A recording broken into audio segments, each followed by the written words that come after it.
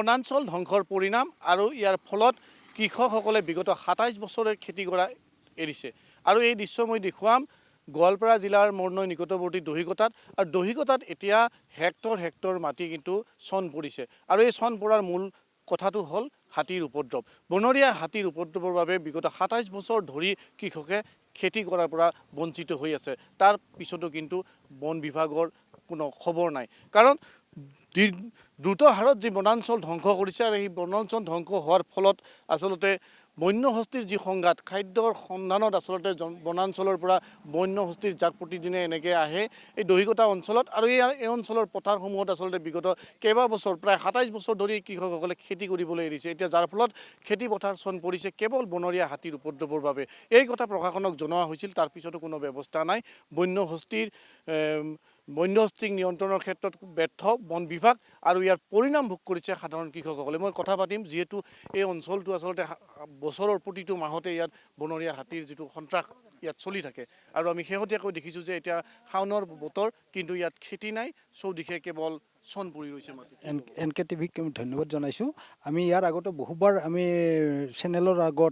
News চেনেলৰ আগত বহুবাৰ আমি এই ঘটনাটো, এই দৃশ্যটো আমি বাৰে বাৰে অৱগত কৰি আছোঁ। প্ৰতি বছৰত 12 মাহৰ ভিতৰত 8 মাহে এই পথাৰখনত হাতী থাকে। ইয়াৰ আগত 27 বছৰ আগত দেখিছিলোঁ শ বান্দৰ। এতিয়া সেই বান্দৰখিনি জংঘলৰ পৰা আহি আমাৰ গাঁৱত আহিছে আৰু এতিয়া এই পথাৰত খালি হাতী। এই হাতীখিনি কোনো প্ৰকাৰে চৰকাৰে প্ৰতিৰোধ কৰিব পৰা নাই। কিমান তেওঁলোকে ফেঞ্চিং দিম, কিমান কৃষকে খেতি এৰিবলগীয়া হৈছে। ইয়াত কমেও 100 হেক্টৰমান মাটি, এইটো য'ত দেখিছে 100 হেক্টৰমান মাটি আছে আমাৰ ইয়াৰ পৰাই। এই 100 হেক্টৰ মাটি খেতি আজি 27 বছৰ কৰা নাই। আচলতে অতি পৰিতাপৰ বিষয়, কেৱল বনৰীয়া হাতীৰ ত্ৰাসৰ কাৰণে প্ৰায় 100 হেক্টৰ কৃষিভূমিত এতিয়া খেতি কৰাৰ পৰা বঞ্চিত কৃষকসকল। কিন্তু বন বিভাগে আচলতে বনৰীয়া হাতী নিয়ন্ত্ৰণৰ ক্ষেত্ৰত যি ব্যৱস্থা ল'ব লাগিছিল বা প্ৰশাসনে বা চৰকাৰে যি ব্যৱস্থা ল'ব লাগিছিল সেয়া সম্ভৱ নহ'ল। বৰঞ্চ তেওঁলোকে বন ধ্বংসৰ যজ্ঞ অব্যাহত ৰাখিছে চৰকাৰে।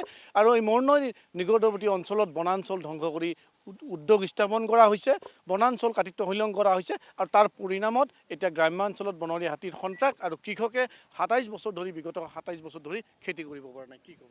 হয়, এই ক্ষেত্ৰত মই ক'ব বিচাৰিছোঁ, আজি বহুত বছৰ ধৰি আমাৰ এই খেতি পথাৰখন উকা হৈ আছে। আজি প্ৰধানমন্ত্ৰী ডাঙৰীয়াই কৃষকসকলৰ কাৰণে নানান ধৰণৰ আঁচনি উলিয়াইছে, কিন্তু আজি আমি দহিকটাবাসীয়ে এই খেতি পথাৰখনত আজি খেতি কৰিব নোৱাৰা অৱস্থা। ইয়াৰ মূলতে হ'ল হাতী মানুহৰ সংঘাত। আজি দহিকটা অঞ্চলত এখন সংৰক্ষিত বনাঞ্চল আছে।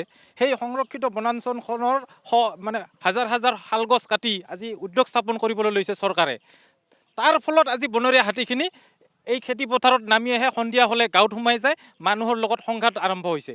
যাৰ ফলত আজি আমি খেতিখিনি কৰিব নোৱাৰোঁ, ৰাতি হ'লে মানুহখিনি শান্তিত শুব নোৱাৰোঁ, ল'ৰা ছোৱালী আনকি সন্ধিয়া লাগিলে পঢ়া শুনা বাদ দিব লগা হৈছে। আচলতে ভীষণ সমস্যাৰ সন্মুখীন হৈছে কেৱল বনৰীয়া হাতী। মই আপোনাৰ পৰা জানিব বিচাৰিম, কি ক'ব আৰু প্ৰশাসন বা বন বিভাগে কি পদক্ষেপ লোৱা উচিত বুলি ভাবে? কাৰণ আমাৰ এই অঞ্চলত প্ৰশাসনে কোনো গুৰুত্ব দিয়া নাই। বনৰীয়া হাতীৰ উপদ্ৰৱত আমাৰ ইয়াতে শ বিঘা মাটি আমি খেতি কৰিব পৰা নাই। আৰু খেতি কৰিলেও সেই হাতী জাকে আহি, বনৰীয়া হাতী জাকটো আহি খাই তহিলং কৰে। তাৰপিছত আমাৰ ঘৰত গৈ বা গাঁৱত সোমাই, আমাৰ গাঁৱত যিসকল খেতি বাতি আনি চপাই, বাহিৰৰ পৰা আনি হ'লেও চপাই বা ধানখিনি আনে, তাকো নিয়ে তেওঁলোকে ঘৰ ভাঙি খাই শেষ কৰি পেলায়। এনেকৈ যোৱা বছৰ মোৰ ঘৰত হাতী পাল আহি এটা হাতী ঘৰ দুৱাৰ ভাঙি গ'ল, তাৰ খেতি বাতি বহুত নষ্ট কৰিলে বা ধান খাই পেলালে। কিন্তু প্ৰশাসনক জনা স্বত্বেও কোনো এটা ক্ষতিপূৰণ আজিলৈকে দিয়া নাই। কোনো ব্যৱস্থা গ্ৰহণ কৰা নাই। মই পুনৰবাৰ কৈছোঁ, মোৰ পিছফালে আচলতে যি কৃষিভূমি দেখিছে সেয়া আচলতে এই বনৰীয়া হাতীৰ যি ত্ৰাস, আৰু সেই ত্ৰাসৰ কাৰণে আচলতে এনেদৰে খেতি কৰিবলৈ এৰিছে।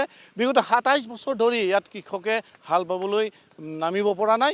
বিগত 27 বছৰ ধৰি এই খেতি পথাৰত এগছি ৰোৱা ইয়াত গাড়িব পৰা নাই, কেৱল বনৰীয়া হাতীৰ ত্ৰাস। আৰু এই বনৰীয়া হাতীৰ যি সন্ত্ৰাস সেই ৰোধ কৰাৰ কিন্তু প্ৰশাসন ব্যৰ্থ হৈছে। মই পুনৰবাৰ কৈছোঁ, হাতী মানুহৰ সংঘাত গোৱালপাৰাত ইয়াৰ নতুন কথা নহয়, দীৰ্ঘদিন ধৰি অব্যাহত আছে হাতী মানুহৰ সংঘাত। আৰু এই বনাঞ্চল দ্ৰুতগতিত যি বনাঞ্চল হ্ৰাস পাইছে বা চৰকাৰৰ পৃষ্ঠপোষকতাতে হওক বা আন দুষ্ট চক্ৰৰ পৃষ্ঠপোষকতাতে হওক বনাঞ্চল হ্ৰাস পাইছে আৰু বনাঞ্চল হ্ৰাস পোৱাৰ লগে লগে হাতী মানুহৰ যি সংঘাত সেয়া বৃদ্ধি পাইছে আৰু এই হাতী মানুহৰ পৰিণাম সংঘাতত যি পৰিণাম সেই ভয়ংকৰ পৰিণাম ভোগ কৰিবলগীয়া হৈছে গ্ৰাম্য অঞ্চলৰ লোকসকল সাধাৰণ কৃষকসকল আৰু বিগত আচলতে ২৭ বছৰ ধৰি কৃষকসকল খেতি কৰিবলৈ এৰিছে এয়া আচলতে পৰিতাপৰ বিষয় তাৰ পিছত কিন্তু বন বিভাগৰ কোনো খবৰ নাই আৰু বন বিভাগে কোনো ব্যৱস্থা গ্ৰহণ কৰা নাই এই কৃষকসকলৰ বাবে